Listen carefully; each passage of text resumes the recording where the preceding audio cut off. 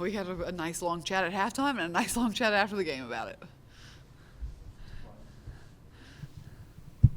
Specifically on Talasia sitting for after getting her second foul, what went into that decision? How positive was it that she came out after sitting and played so well in the second half? Yeah, the decision for us, whether we bench somebody after 2 fouls or let them play, depends on how they play with 2 fouls. And she usually plays pretty conservative on the defensive end, and she won't drive to the basket on the offensive end when she has those 2 fouls. And so we just decided to sit her. And there's a couple other players we do that with. And there's some players that you have 3, we know you're just going to play just as hard. You're not going to play in fear of getting that 3rd one, and we'll put them back in.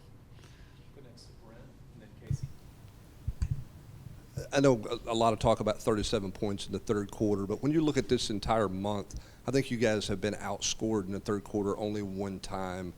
Earlier in the year, that quarter was a problem. Yeah. Why has this team gotten better coming out of the locker room to start the second half? I think part of it has to do with strength of schedule, and when we have to stay a little locked in more at halftime. And I think a lot of it has to do with leadership. Early in the year, I was walking in the locker room and they'd be laughing and joking, and they would see a lead and they could take their foot off the gas. And now they are having important conversations when I walk in at halftime. Casey and then Paige. Z Spearman, 7 straight games with double-digit scoring. Just how has your trust in her grown throughout this year? Yeah, I think she just continues to mature. She continues to take good shots. She helps us in every aspect of the game. And the more we can have her on the floor, the better we are. Kentucky's Georgia Moore seems she could just take over games at will, especially the last couple of games like LSU. What stands out to you most about her? Yeah, she's one of, if not the best point guard in the country. I mean, she makes her team go. She's the head of the snake for them. She can score, but she also creates shots for other people in ways that you don't see very often. I mean, she will put it to them exactly where they need it to score. And so she definitely makes their offense go. Speaking of, your Marshall team played against Virginia Tech last year. Kenny Brooks brought Georgia A. Moore, Clara Strack with him, but Georgia in particular, just a great ball handler, very quick. Just how does she maybe change the way you're going to scheme in the press because she is so fast? Yeah, I think that her and Clara, we have a little PTSD from both of them. I don't think Clara missed a shot when we played, and so just phenomenal players that are already established, and it's just we're gonna have to put our foot on the gas a little bit more with our pressure. Kentucky as a team, does it feel like you're just kind of playing the same team as last year but wearing blue instead of maroon, or are they kind of doing a lot of things different now that they're over at Kentucky? No, I mean they're a very good team. They play similar. They have 2 of their key pieces. They are led by the same player. Obviously, Kenny Brooks is a great coach, and he has that program doing exactly what he wants them to do. Jack and then Casey. When you have Strack and Key and Hassett all able to do good things, rebounding, how do you sort of scheme around that when they have 3 different players who can bring it on the boards? Yeah, I think the size is definitely going to be an issue for us. And so that is something we're going to talk about. And we've talked about it at length over and over and over, is rebounding is going to be important. But I think their first quarter against LSU, they were incredibly dominant on the glass. And that's something that we can't let happen to us. When Talasia was on the bench in that first half, just what did you like about her attitude and kind of being able to potentially talk to other players? Anything that she was doing that you liked? Yeah, she was really frustrated, and I understand that. The first half was frustrating for everyone, and I think you have to mature a little bit when you're on the floor or not on the floor. If you're frustrated, whether it's you're in foul trouble or your shot's not going in, whatever your frustration is, find something else. Stop worrying about it and find something else. And so I looked at her, and she looked frustrated. I said, find a way to help. You're over here for the rest of the half. Find a way to help. And she did that. I mean, I saw her having conversations with Kanaya when Kanaya was coming off the floor, which is big for our freshmen. I'm sure she was doing it with other players. And then when she went back in, we looked a lot better. This is your guys' last road game for the postseason. It's also your last ranked game of the regular season. I know you talked about going to Florida, how big of a game it was because you wanted to see them play well on the road. Just what do you want to see out of Thursday's road game, especially with it being such a big matchup? Yeah, I think Thursday is a big game for us because it's going to be a championship type game. There's not necessarily a lot on the line. I haven't really looked at our SEC seeding in depth because I think you can't. But the game matters. It matters for us. It matters for them. I think that it's a sold-out game. We're a team that's been talking about maturing and coming together, playing as a team, being resilient, and our resilience is going to be tested on Thursday.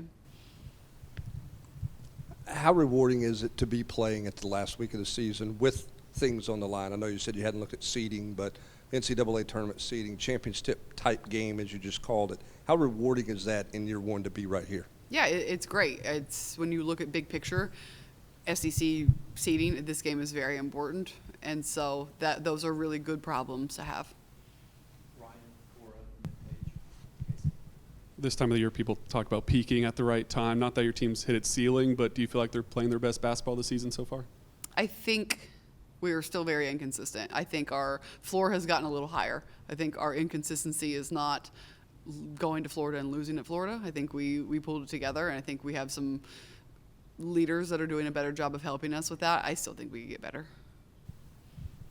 A little bit off topic here, but I talked to Karen Weekly ahead of the softball season starting, and she was very complimentary of you, very impressed by you. Just how nice has it been to have a coach like her who's been here for so long? She understands kind of the weight that you carry a little more than others, just to have her in your corner and maybe be able to go to her if you need advice. Yeah, I mean, she's been great. She always reaches out and checks on me. The coaches here are phenomenal.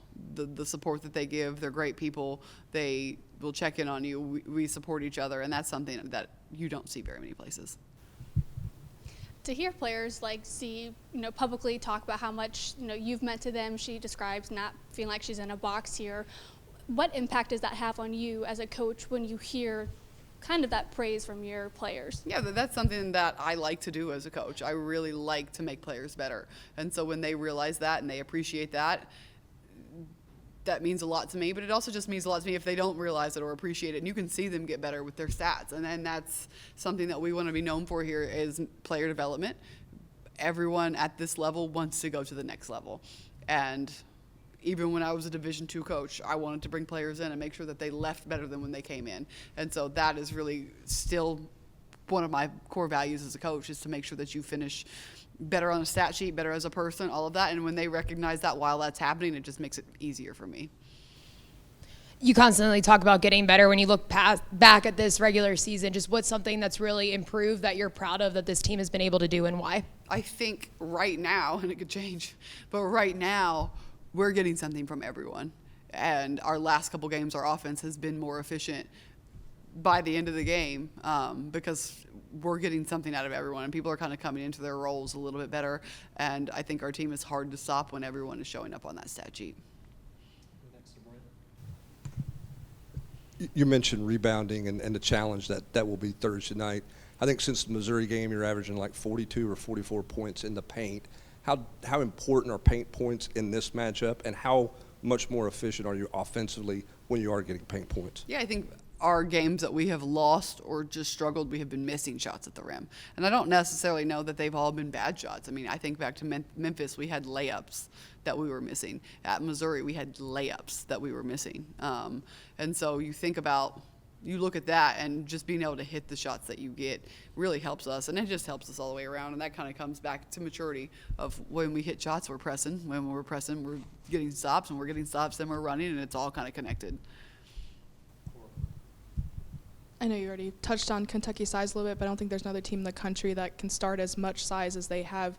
How do you feel your team's post defense has improved throughout the SEC schedule, and how confident are you that going to this matchup? Yeah, it will be tested again. It's got to be tested in a manner where we don't foul. We got to be strong and physical on the inside. We got to do our work early without fouling. I do think our defense has gotten better from the days we were playing Middle Tennessee and Liberty early, when their post players were getting whatever they wanted. There's always room for improvement. I know we've talked a little bit about turnovers.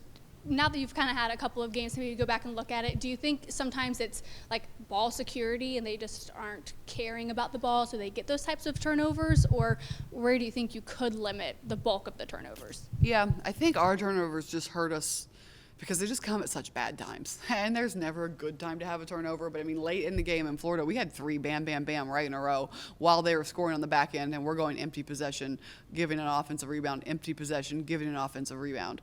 And so just knowing, and this is something that's really hard with this style of play, of knowing when to continue to press forward and knowing when to kind of slow down. And it's a fine line, because we always want to go. We always want to score, but not at the risk of turning the ball over when it's a 2 or 3 possession game and we're in the last 2 minutes. So just maturity. Continue to show those things on film. Continue to teach them. Continue to know our own personnel within the team of, hey, you can throw it to this person, they're going to catch it. This person's not. All of those things. Thank you, Coach. Thank you, guys.